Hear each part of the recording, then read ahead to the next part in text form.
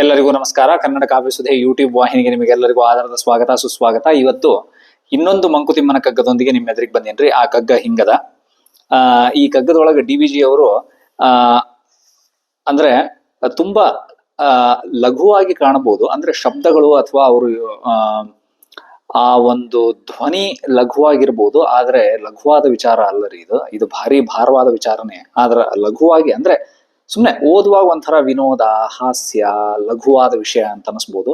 ಆದ್ರ ಭಾರಿ ಗಟ್ಟಿಯಾದ ವಿಷಯವನ್ನ ಅಗ್ದಿ ಸರಳವಾದ ರೀತಿ ಒಳಗ, ಅಗ್ದಿ ವಿನೋದದ ರೀತಿ ಒಳಗ ಮನಸ್ಸಿಗೆ ತಾಕೋ ಹಂಗ ನಾವಿನ್ನೂ ಮನಸ್ಸಿಗೆ ಹೆಚ್ಚೆಚ್ಚಿಗೆ ವಿಚಾರ ಮಾಡುವಂಗ ಹೇಳ್ಯಾರ್ರಿ. ಬಹುಶಃ DVG ಅವರ ವಿಶೇಷತೆನೇ ಇದು ಅಂತ ಅನಿಸ್ತದ. ಭಾರಿ ಗಹನವಾದ ಗಂಭೀರವಾದ ವಿಚಾರಗಳನ್ನ ಲಘುವಾದ ಅಥವಾ ಹಾಸ್ಯ ಮಿಶ್ರಿತ ರೀತಿ ಒಳಗೆ ಹೇಳ್ತಾರ. ಲಘುವಾದ ಧಾಟಿ ಒಳಗೆ ಅಥವಾ ಹಾಸ್ಯ ಮಿಶ್ರಿತ ರೀತಿ ಒಳಗೆ ಹೇಳೋದೇ DVG ಅವರ ವಿಶೇಷತೆ ಅಂತ ಅನಿಸ್ತದ. ಅದಕ್ಕೊಂದ್ ಸ್ವಲ್ಪ ಪೀಠಿಗೆ ಹಾಕಿದ್ರೆ ಆ ಕಗ್ಗವನ್ನು ನೋಡೋಣ ಈಗ. ಮರಣದಿಂ ಮುಂದೇನು ಪ್ರೇತವೋ ಭೂತವೋ ಪರಲೋಕವೋ ಪುನರ್ಜನ್ಮವೋ ಅದೇನೋ ತಿರುಗಿ ಬಂದವರಿಲ್ಲ ವರದಿ ತಂದವರಿಲ್ಲ ಧರೆಯ ಬಾಳ್ಗೆ ಅದರಿನ್ ಏಂ ಮಂಕುತಿಮ್ಮ. ನೋಡ್ರಿ ಎಷ್ಟು ಅದ್ಭುತವಾಗಿ ಹೇಳ್ತಾರೆ DVG ಅವರು. ಅಂದ್ರೆ ಮರಣ ಆದ್ಮೇಲೆ ಅಥವಾ ಒಬ್ಬ ಮನುಷ್ಯನ ಜೀವ ಹೋದ ಮೇಲೆ ಮುಂದೆ ಏನು ಅನ್ನೋದನ್ನ DVG ಅವರು ಭಾರಿ ಸುಂದರವಾಗಿ ಹೇಳ್ತಾರೆ ಇದ್ರೊಳಗ. ಅಂದ್ರೆ ನಾವು ಮನುಷ್ಯ ಏನೇನು ವಿಚಾರಗಳನ್ನು ಮಾಡ್ತಾನಂತಂತ ಹೇಳಿ.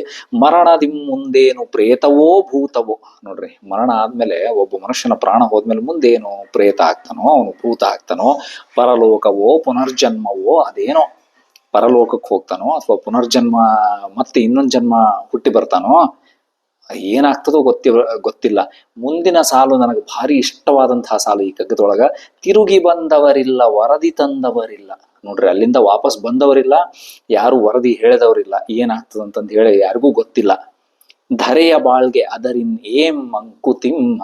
ಧರೆಯ ಬಾಳ್ಗೆ ಅದರಿಂದ ಏನಾಗ್ಬೇಕಾಗ್ಯದ ತಗೊಂಡು ಅಂದ್ರೆ ಮರಣದ ಆಚೆಗೆ ಏನಾಗ್ತದ, ಮರಣ ಆದ್ಮೇಲೆ ಒಬ್ಬ ವ್ಯಕ್ತಿಯ ಜೀವ ಹೋದ್ಮೇಲೆ ಅವ ಎಲ್ಲಿ ಹೋಗ್ತಾನ, ಅವ ಪುನರ್ಜನ್ಮ ಸಿಗ್ತದೋ, ಮುಕ್ತಿ ಸಿಗ್ತದೋ.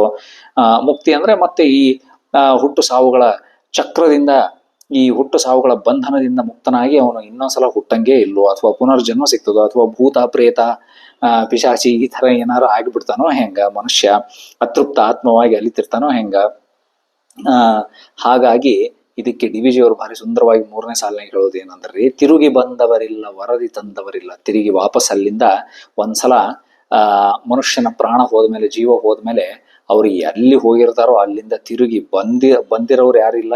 ಅಲ್ಲಿಂದ ಅಲ್ಲಿ ಏನಾಗ್ತದಂತಂತ ಹೇಳಿ ವರದಿ ತಂದವರು ಯಾರಿಲ್ಲ. ನಮಗಿಲ್ಲಿ ಭೂಲೋಕದೊಳಗೆ ವಾಪಸ್ ಮತ್ತೆ ಪ್ರಾಣ ಹೋದ್ಮೇಲೆ ಮತ್ತೆ ವಾಪಸ್ ಭೂಲೋಕಕ್ಕೆ ಬಂದು ಇಲ್ಲಿ ಹೇಳಿದವ್ರು ಯಾರು ಇಲ್ಲ. ಹಂಗಾಗಿ ಮರಣದಿಂದ ಆಚೆಗೆ ಏನು ಅಂತ ನಮಗೆ ಯಾರಿಗೂ ಗೊತ್ತಿಲ್ಲ. ಹಂಗಾಗಿ ವಿಪರೀತವಾಗಿ ಈ ಪ್ರಾಣ ಹೋದ್ಮೇಲೆ ಏನಾಗ್ತದ, ಅಥವಾ ನಾವು ಮುಂದಿನ ಜನ್ಮದಾಗ ಚಲೋ ಆಗ್ತದೋ ಇಲ್ಲೋ, ಕೆಟ್ಟ ಆಗ್ತದೋ ಏನಾಗ್ತದೋ, ಇದನ್ನೆಲ್ಲ ವಿಚಾರ ಮಾಡೋದನ್ನ ಬಿಟ್ಟು ಈಗಿನ ಜನ್ಮ ಏನದ, ನಮ್ಮ ಕೈಯೊಳಗಿರೋ ಕೆಲಸ ಏನದ, ಅದನ್ನ ಶ್ರದ್ಧೆಯಿಂದ ಭಕ್ತಿಯಿಂದ ಪ್ರಾಮಾಣಿಕವಾಗಿ ಅದ್ರೊಳಗ ನಾವು ನಮ್ಮ ಪ್ರಯತ್ನವನ್ನ ಮುಂದುವರಿಸಿದ್ರ ಖಂಡಿತವಾಗ್ಲೂ ನಮಗ್ ಚಲೋ ಆಗೇ ಆಗ್ತದ. ನಮ್ಗೆ ಕೆಟ್ಟಾಗ್ಲಿಕ್ಕೆ ಸಾಧ್ಯನೇ ಇಲ್ಲ ಅಂತಂತ ಹೇಳಿ DVG ಅವ್ರು ಹೇಳ್ತಾರ್ರಿ. ಅಂದ್ರೆ ಈಗೇನದ ಕಾಲ, ಈಗಿನ ಸಮಯ, ವರ್ತಮಾನ ಬಹುಮುಖ್ಯ. ಅದನ್ನ ಹಾಳು ಮಾಡದೆ, ಸಮಯವನ್ನ ಹಾಳು ಮಾಡದೆ ನಮ್ಮ ಕೆಲಸವನ್ನ ಚಲೋತ್ನ್ಯಾಗ ಮಾಡಿದ್ರೆ ಗ್ಯಾರಂಟಿ ನಮಗ್ ಚಲೋ ಆಗೇ ಆಗ್ತದ. ನಾವು ಮುಂದಿನ ಜನ್ಮದಾಗ ಏನಾಗಿ ಹುಡ್ತೀವಿ, ಈ ಕೆಲಸ ಮಾಡಿದ್ರೆ ಹಂಗ ಆಗ್ತದಂತ, ಅಥವಾ ಪುಣ್ಯ ಪಾಪ ಇದೆಲ್ಲ ಇರಬಹುದು.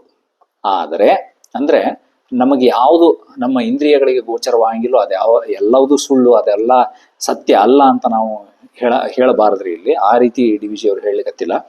ಅದ್ಯಾವುದು ಸತ್ಯ ಅಲ್ಲ ಅಂತಲ್ಲ, ಅದು ಇರಬಹುದು, ಕೆಲವೊಂದು ವಿಷಯಗಳು ಖರೇನೂ ಇರಬಹುದು. ಆದ್ರ ಈಗ ನಮ್ಮ ಕೈಯೊಳಗೆ ಏನು ಕೆಲಸ ಅದ ಅದ್ರ ಮೇಲೆ ನಾವು ಪೂರ್ತಿಯಾಗಿ ಮನಸ್ಸಿಟ್ಟು ಮಾಡೋಣ.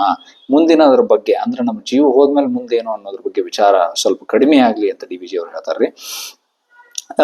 ಈ ಕಗ್ಗದ ಬಗ್ಗೆ ಈ ಕಗ್ಗದ ಬಗ್ಗೆ ನಿಮಗೇನಾದ್ರೂ ಅಭಿಪ್ರಾಯಗಳಿದ್ದಲ್ಲಿ ಅಥವಾ ಬೇರೆ ರೀತಿ ಒಳಗೆ ಈ ಕಗ್ಗವನ್ನ ಅರ್ಥೈಸಬಹುದು ಅಂತ ನಿಮಗೆ ಅನಿಸಿದಲ್ಲಿ ದಯವಿಟ್ಟು ಅದನ್ನ ಕಮೆಂಟ್ಸ್ ಬಾಕ್ಸ್ ನ ತಿಳಿಸ್ರಿ. ಮತ್ತೆ ಇನ್ನೊಂದು ವಿಡಿಯೋದೊಂದಿಗೆ ಸಿಗ್ತೀನಿ. ನಮಸ್ಕಾರ, ಧನ್ಯವಾದಗಳು.